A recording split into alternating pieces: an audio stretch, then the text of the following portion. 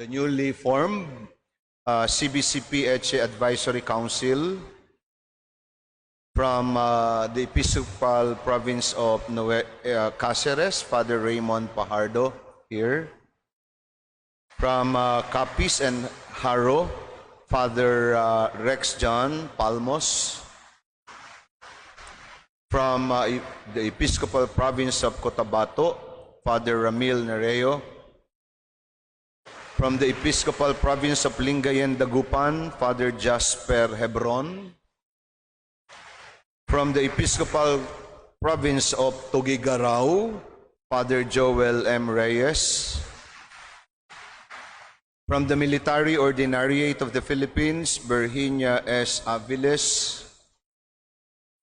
From the Episcopal Province of Osamis, Father Leo Gilbero.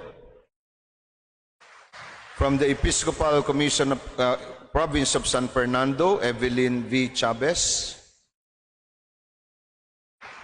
From the Episcopal Province of Cagayan de Oro, Ricardo Vertud Dazo. From the Episcopal Province of Cebu, Sister Evangeline Pabalate, MCST. From the Episcopal Province of Davao, Father Roy Mejias.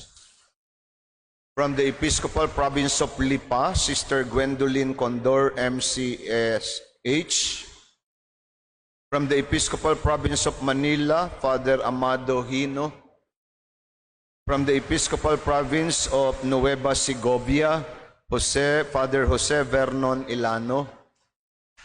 From the Episcopal Province of Palo, Father Arnold Aurelio. From the Episcopal Province of Zamboanga, Father Philip E. Balagon. Sister Maria Elizabeth Butay, MCST, Assistant Executive Secretary, CBCP-ECHE, and yours truly, Reverend Father Ernesto B. De Leon, ECHE, Executive Secretary.